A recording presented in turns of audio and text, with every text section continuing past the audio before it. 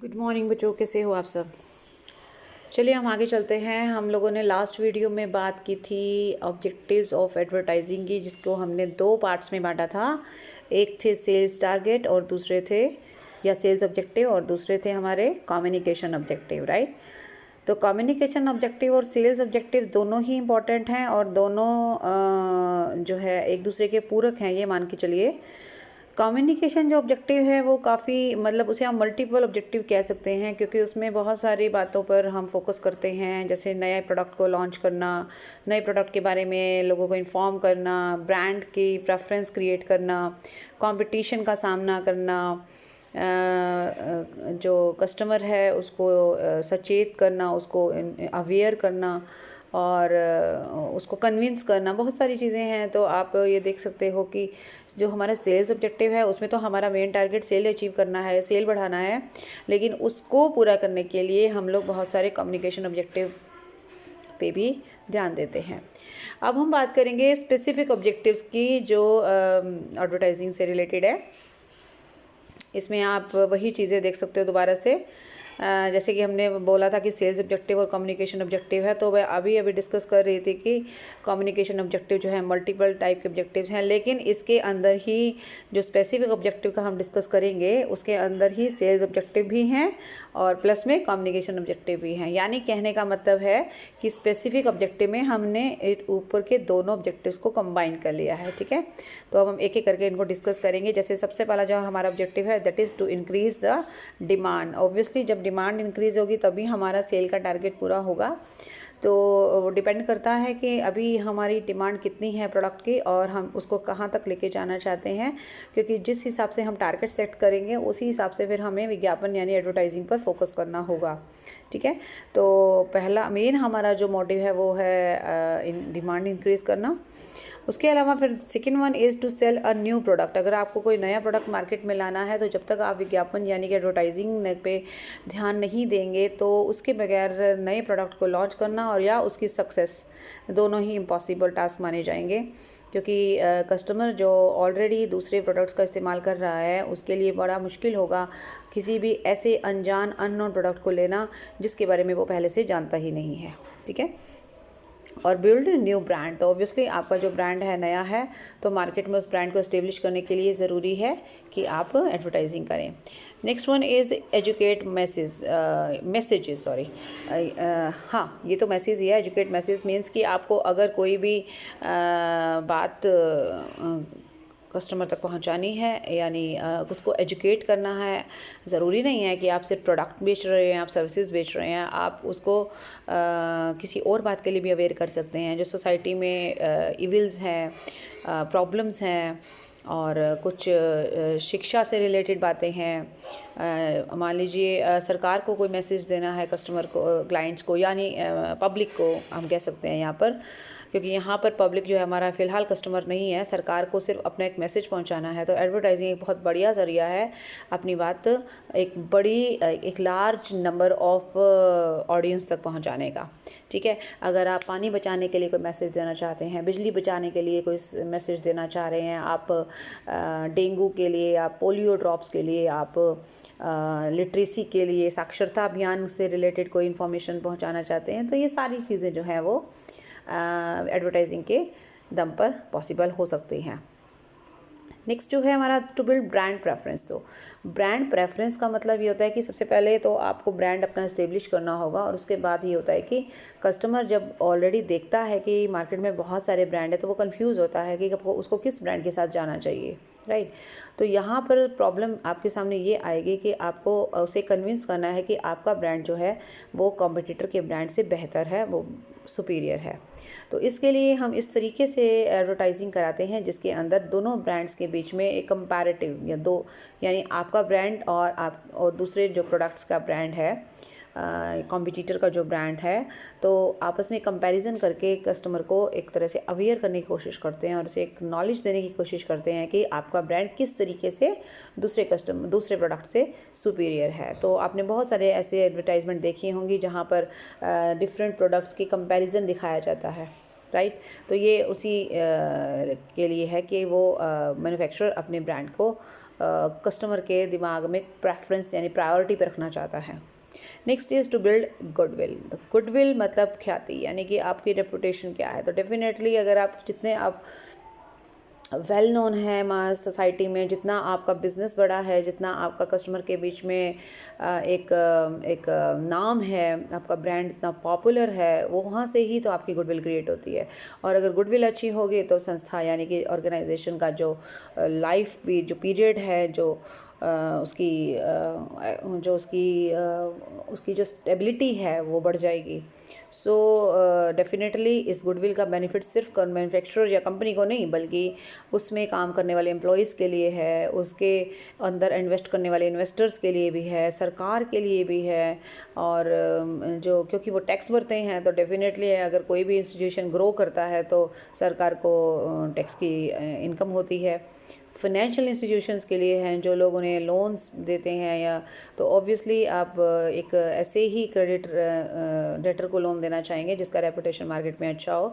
तो बहुत सारी चीज़ें हैं जो गुडविल की वजह से बहुत सारे लोगों को बेनिफिट होता है। तो एडवर्टाइजिंग का एक ऑब्जेक्टिव जो है गुडविल क्रिएट करना भी है। Next point is attract and to help middleman means wholesaler है, रिटेलर है, सेल्समैन है। तो अगर ग्राहक यानी कस्टमर आपके प्रोडक्ट को बहुत अच्छे से पहले से ही जानता है, क्योंकि उसने आपके प्रोडक्ट का जो एडवर्टाइजमेंट है वो बहुत जगह सुना है, देखा है, और वो उससे भली भांति परिचित है, in that case middle man को कोई भी प्रॉब्लम नहीं आएगी कस्टमर को कन्विंस करने में, और कस्टमर को नए तरीके से, नए सिरे से बताना नहीं पड़ेगा कि क्या प्रोडक्ट है ये। ठीक है, मान लीजिए आपके पास LG कंपनी से फ़ोन आ जाता है अपने प्रोडक्ट के लिए, तो क्या आपको ये लगेगा कि आपने ये नाम पहले कभी नहीं सुना? नहीं, बिल्कुल नहीं। आपने ये नाम बहुत बार सुना है, बहुत बार टीवी पे, रेडियो पे, इंटरनेट पे, इवन बाहर जब जाते हैं तो बड़े बड़े बोर्ड्स भी लगे होंगे, और बहुत सारे शोरूम्स वगैरह पे भी आपने देखा होगा कि LG का नाम आपने देखा है, या वर्लपूल है, या जो भी जितने भी एस्टेब्लिश्ड ब्रांड्स हैं, मैं उनकी बात कर रही हूँ।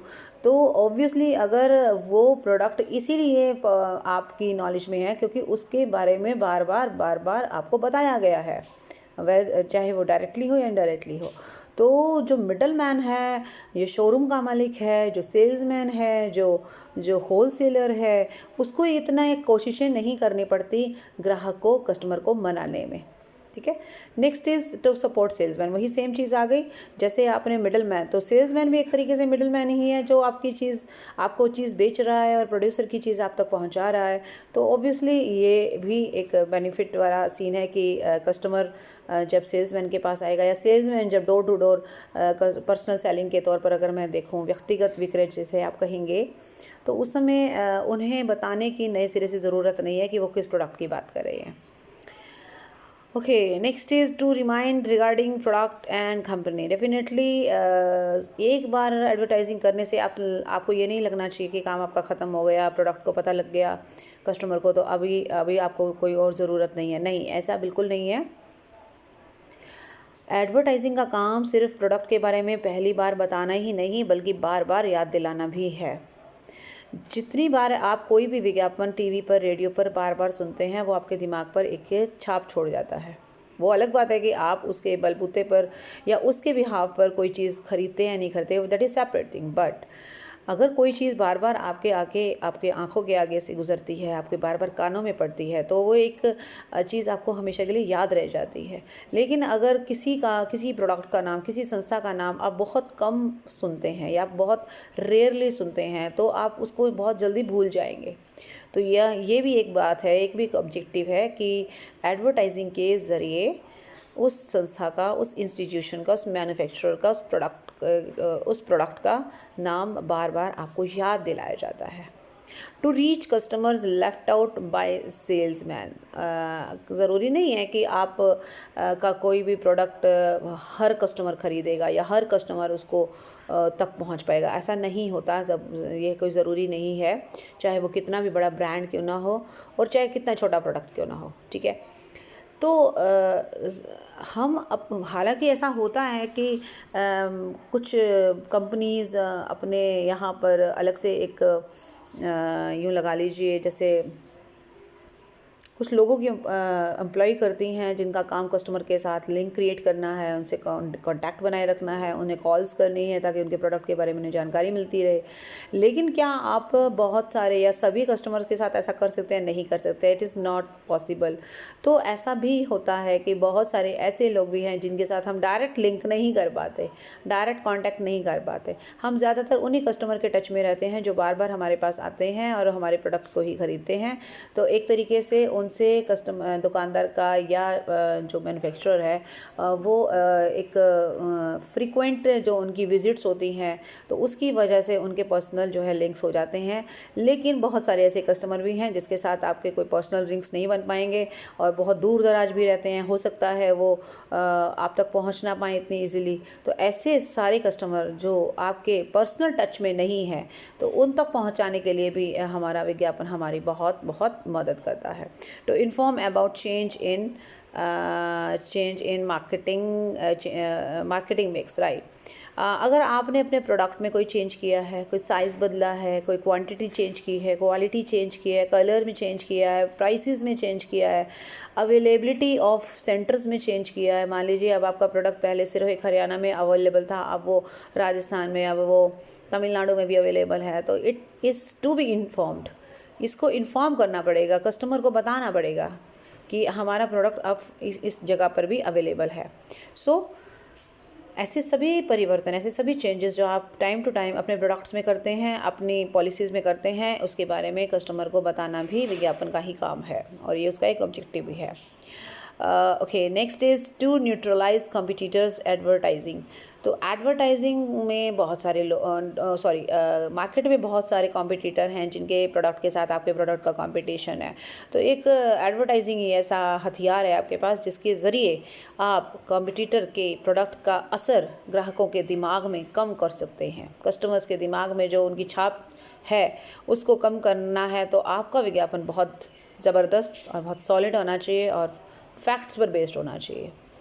ठीक है, जो फेक विज्ञापन होते हैं ना, जो फेक बातें होते हैं, जो बड़ी बड़ी बातें करते हैं, वो ज़्यादा दिन नहीं टिक पाते क्योंकि उनकी असलियत का पता बहुत जल्दी चल जाता है। इसलिए हमें हमेशा एडवर्टाइजिंग में ऐसे सभी फैक्ट्स का ध्यान में रखना होगा। ऐसे सभी बातें, ऐसे सभी मैसेज जो हम दे रहे हैं कस्टमर को, तो हमें ध्यान रखना होगा कि हम कोई भी बात ऐसी ना करें जो भी रिलायबल ना हो। तो इससे हमारा एक विश्वास क्रिएट होता है कस्टमर के अंदर। ठीक है, next is to enter in new geographical area. तो ऑब्वियसली जैसे अभी मैंने बताया, अभी हमारा जो प्रोडक्ट है वो सिर्फ हरियाणा में बिक रहा है या यहीं पे अवेलेबल है। अब हमने क्या किया, राजस्थान के मिडल मैन से संपर्क स्थापित किया and then now we are able to sell our product in Rajasthan too. तो we have to inform our customers living in Rajasthan और कहीं भी रह सकते हैं, लेकिन जिनका ज़्यादातर अगर हम अपना प्रोडक्ट राजस्थान में अपना नया सेल स्टार्ट करने वाले हैं तो इसके लिए हमें वहाँ रहने वाले लोगों के बीच में एक विज्ञापन करना होगा कि अब हमारा प्रोडक्ट आपके बीच में आ चुका है, तो अब आप बिना किसी टेंशन के और बिना किसी हर्डल के यहाँ पे भी बैठे बिठाए अपना प्रोडक्ट खरीद सकते हैं। ठीक है, तो किसी भी नए एरिया में प्रवेश करने के लिए भी ज़रूरी है कि एडवर्टाइजिंग के थ्रू आप अपने कस्टमर के साथ जुड़ें। Next is to do entire selling job.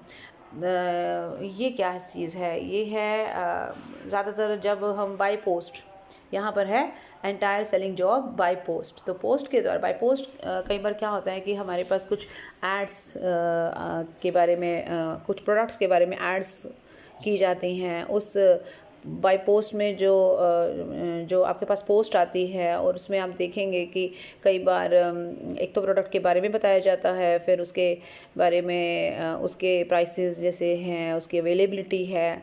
यानी कहने का मतलब होता है सबसे पहले कांटेक्ट किया जाता है कस्टमर के साथ।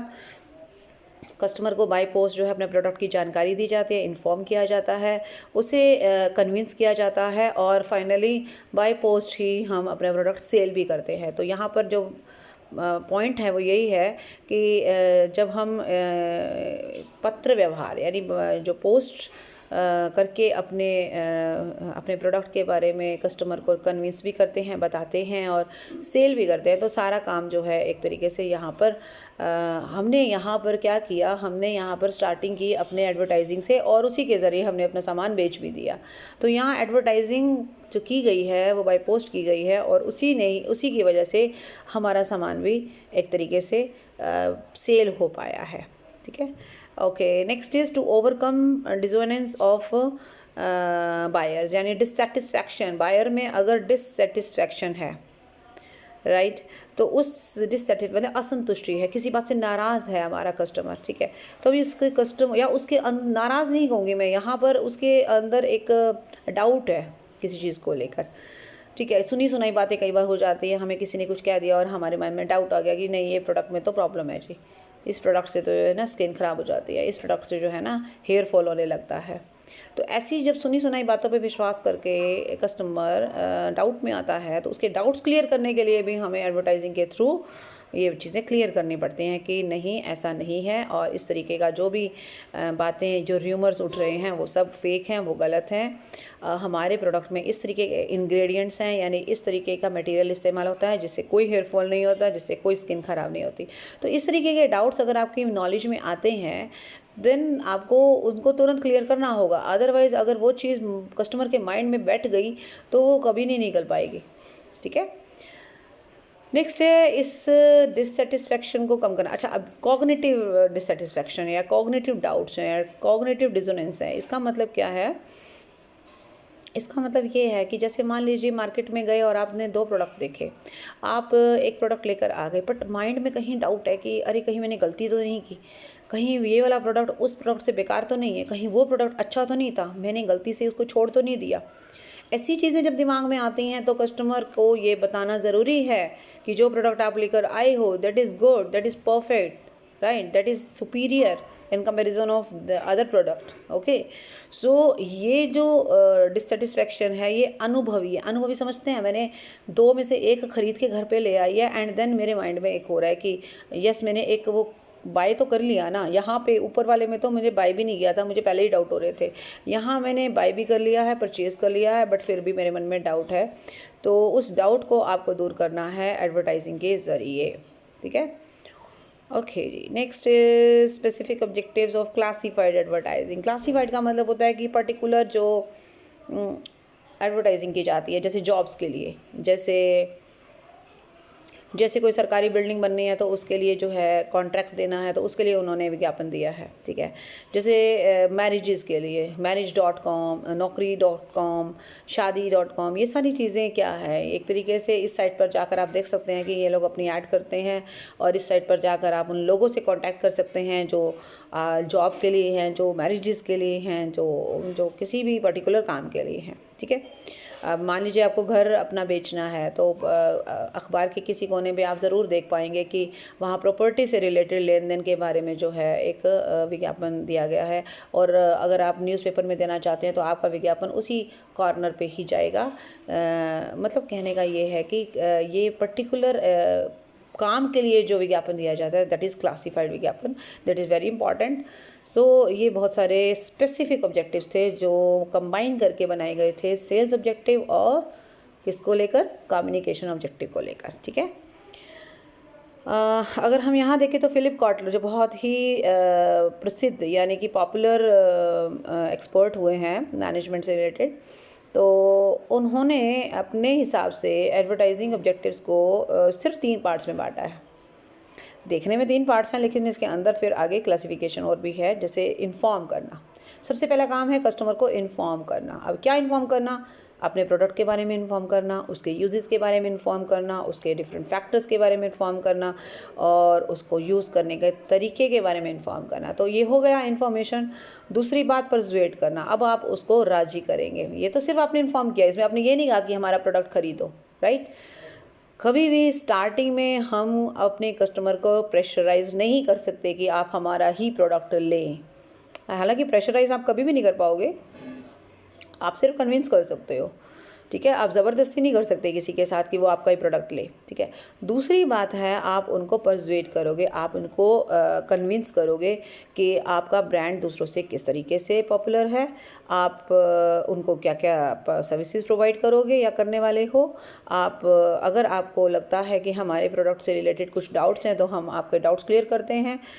इस तरीके से हम उन्हें राज़ी करेंगे, उन्हें कन्विंस करेंगे। And the last one is to remind, जो कस्टमर आपका सामान लेते रहते हैं, आपके बायर्स हैं, उनको अपने साथ जोड़े रखने के लिए ज़रूरी है कि उनके मन में ये ना आए कि अब उनका जो प्रोडक्ट है वो धीरे धीरे एडवर्टाइजिंग की दुनिया से गायब हो रहा है, तो इसका मतलब उसकी पॉपुलैरिटी कम हो रही है। ऐसा नहीं होना चाहिए, क्योंकि जब तक वो चीज़ उनकी आंखों से निकलती रहेगी तब तक उन्हें याद रहेगी कि उन्हें क्या लेना है और क्या अच्छा है। तो एक ब्रांड के प्रति जो लॉयल्टी है, वो लॉयल्टी अगर आप कस्टमर के दिमाग में या कस्टमर के लिए कस्टमर में क्रिएट करना चाहते हैं, then you will have to take all those efforts. वो जो कस्टमर के बीच में इस बात को बार बार याद दिलाते रहेंगे कि वो आपका प्रोडक्ट मार्केट में आज भी है और काम कर रहा है। सो फिलिप कॉटलर के हिसाब से तो ये क्लासिफिकेशन हुए। तो इस तरीके से हम डिफरेंट ऑब्जेक्टिव्स की बात कर सकते हैं। अब हम बात करेंगे फैक्टर्स डिटरमाइनिंग एडवर्टाइजिंग ऑब्जेक्टिव्स। तो एडवर्टाइजिंग के क्या ऑब्जेक्टिव रहें, इसके लिए क्या फैक्टर्स हैं, मतलब कौन सी ऐसी बातें हैं जो हमारे उद्देश्यों को, हमारे एडवर्टाइजिंग ऑब्जेक्टिव्स को अफेक्ट करते हैं। जैसे जिस प्रोडक्ट की आप एडवर्टाइजिंग करने वाले हो वो आज प्रोडक्ट किस स्टेज पर है, क्या बिल्कुल नया प्रोडक्ट मार्केट में आने वाला है, क्या प्रोडक्ट मार्केट में आ चुका है, क्या उस प्रोडक्ट के बहुत मार्केट में आने के भी बाद काफ़ी टाइम बीत चुका है, क्या प्रोडक्ट डिक्लाइनिंग स्टेज में है। यानी प्रोडक्ट की एक तरीके से अगर मैं मोटे तौर पे कहूँ तो 4 स्टेजेस हैं। इंट्रोडक्शन, उसके बाद growth, and then maturity, and after that declining, right. तो आपका प्रोडक्ट जिसके लिए आप विज्ञापन करना चाह रहे हैं, राइट, तो उस प्रोडक्ट का स्टेज क्या है, वो अपनी लाइफ साइकिल की कौन सी अवस्था में इस समय है। क्यों? क्योंकि जिस अवस्था में होगे वैसे ही आपको विज्ञापन करना होगा, ठीक है। एक पर्सन है, अगर वो मान लीजिए उसकी एज जो है, मान लीजिए एक बच्चा है वो 2 साल का है, एक बच्चा है जो 15 साल का है, एक है जो फिर 30 ईयर्स में पहुंच गया, और एक पर्सन जो अब 90 ईयर्स का है। क्या आप चारों को एक प्रॉब्लम के लिए एक जैसी मेडिसिन देंगे? क्या आप चारों को एक जैसी डाइट देंगे? नहीं, बिल्कुल नहीं। क्यों? क्योंकि दोनों चारों पर्सन का जो फिज़िक है, जो उसकी कंडीशंस हैं, फिज़िकल कंडीशंस हैं, इवन जो मेंटल कंडीशंस हैं वो भी डिफरेंट हैं। तो आप चारों को डिफरेंट तरीके से ट्रीट करोगे। वहाँ यहाँ पे भी तो वही बात है ना, प्रोडक्ट जो है वो 4 अलग अलग स्टेज पर है। एक प्रोडक्ट 4 अलग अलग स्टेज पर एक साथ तो नहीं होगा ना, ऑब्वियसली इस समय या तो वो मैच्योरिटी में होगा, या इंट्रोडक्शन में होगा, या डिक्लाइनिंग में होगा। जहाँ भी होगा आप उसका ट्रीटमेंट उसके हिसाब से करोगे। ट्रीटमेंट करने का मतलब आप उसके लिए अगर विज्ञापन कर रहे हैं तो उसकी स्टेज के अकॉर्डिंगली करेंगे। दूसरी बात है फाइनेंस की अवेलेबिलिटी। जितना पैसा, जाहिर सी बात है, एक देसी मुहावरा है कि जितना गुड़ डालेंगे उतना मीठा। तो यहाँ पे भी वही बात है, जितना पैसा अवेलेबल है आपके पास उसी हिसाब से तो आप विज्ञापन कर पाएंगे ना। अब मान लीजिए मैं चाहती हूँ कि मेरा जो है टीवी पर ऐड आए और मेरे हर चैनल पर आए, तो भाई उसके लिए तो बड़ा पैसा चाहिए। क्या मेरे पास उतना पैसा है? तो आपकी अवेलेबिलिटी और फाइनेंस के ऊपर आधारित है। दूसरी बात यह है कि आपका टारगेट, अगर मान लीजिए आप चाहते हैं कि आप एक पर्टिकुलर जो आपका सेल है, सेल का एक पर्टिकुलर पार्ट इंक्रीज़ करना चाहते हैं, तो उसके हिसाब से फिर आपका एडवर्टाइजिंग पे खर्च होना चाहिए। लेकिन बात वही आ गई, खर्च तो तभी कर पाओगे ना जब फाइनेंस अवेलेबल होगा, right. Next is level of competition. तो कंपटीशन में आप कहाँ पे स्टैंड करते हो? क्या आप नए नए आए हो? क्या आप ऑलरेडी इस्टेब्लिश्ड हो? क्या आप बहुत अच्छे से इस्टेब्लिश्ड हो? या क्या आप बस अब आपको कोई ख़ास रिस्पॉन्स नहीं मिल रहा है? तो डिपेंड करता है मार्केट में आपका इस समय क्या स्टेटस है, उसके हिसाब से आपको अपने एडवर्टाइजिंग के ऑब्जेक्टिव सेट करने होंगे। मान लीजिए अगर आप नए नए आए हैं तो अभी तो अपने प्रोडक्ट के बारे में इन्फॉर्म करना है। अगर मान लीजिए आप कंपटीशन का अभी पार्ट ही नहीं है तो आपको तो सिर्फ इन्फॉर्म ही करना, अभी आपको ये नहीं बताना है कि मेरा प्रोडक्ट उससे बेहतर है। लेकिन अगर आपका प्रोडक्ट एस्टेब्लिश एक बार हो गया तो फिर अब आप बार बार उनको यही बताओगे कि हमारा प्रोडक्ट उनसे बेहतर कैसे है। Next is marketing objectives. तो मार्केटिंग ऑब्जेक्टिव्स जैसे जो भी हमारी मार्केटिंग का, देखिए एडवर्टाइजिंग एक पार्ट है मार्केटिंग का, ठीक है ना। मार्केटिंग का मतलब प्रोडक्ट के आइडिया को डिस्कवर करने से रिलेटेड कस्टमर की सेटिस्फेक्शन तक जितनी भी एक्टिविटीज़ होती हैं वो सब मार्केटिंग में आएंगी। एडवर्टाइजिंग उसका एक पार्ट है, ठीक है। तो मार्केटिंग के क्या ऑब्जेक्टिव हैं, उसके हिसाब से ही हमारा एडवर्टाइजिंग ऑब्जेक्टिव रहना चाहिए। अगर मार्केटिंग में हम इंक्रीज़ करना चाह रहे हैं अपना सेल, अपना मार्केट शेयर इंक्रीज़ करना चाह रहे हैं, प्रॉफिट्स इंक्रीज़ करना चाह रहे हैं, उसके हिसाब से फिर हमारा विज्ञापन का उद्देश्य सेट हो जाएगा। हमारा जो विज्ञापन का उद्देश्य है, जो टारगेट है, वो हमारा मार्केटिंग पर बेस्ड है, right. Next is nature of product. Product का नेचर कैसा है, क्या आपका प्रोडक्ट इंडस्ट्रियल यूज़र के लिए है या प्रोडक्ट डोमेस्टिक यूज़र के लिए है, क्या प्रोडक्ट बहुत महंगा है या प्रोडक्ट बहुत सस्ता है, क्या रूटीन का प्रोडक्ट है या कभी कभार यूज़ आने वाला प्रोडक्ट है। तो डिपेंड करता है, जिस तरीके का प्रोडक्ट है उस तरीके से ही आप वही वैसा ही आपका एडवर्टाइजिंग बनेगा, वैसा ही वो उसका उद्देश्य सेट होगा। And next one is market segmentation. आपका प्रोडक्ट किस मार्केट सेगमेंट के लिए, सेगमेंट का मतलब पार्ट के लिए है। मार्केट में बहुत तरह के कस्टमर हैं, वहाँ बच्चे भी हैं, बूढ़े भी हैं, लेडीज़ भी हैं, जेंट्स भी हैं, पढ़े लिखे भी हैं, अनपढ़ भी हैं, बहुत पैसे वाले भी हैं, कम पैसे वाले भी हैं, मिडिल फैमिलीज़ भी हैं, पॉवर्टी लाइन से नीचे रहने वाले भी हैं, रिक्शा वाले भी हैं, उसमें बड़े बड़े इंडस्ट्रियलिस्ट भी हैं। कहने का मतलब मार्केट में तो बहुत टाइप के कस्टमर हैं। आप क्या सब कस्टमर के लिए एक जैसे ही विज्ञापन बनाओगे, बिल्कुल नहीं, पॉसिबल ही नहीं है। तो डिपेंड करेगा कि what kind of customers we have, what kind of product I have, and उस प्रोडक्ट का कस्टमर किस टाइप का है। तो उस कस्टमर के हिसाब से ही आपको क्या करना है, अपना एडवर्टाइजिंग का टारगेट सेट करना है, ठीक है।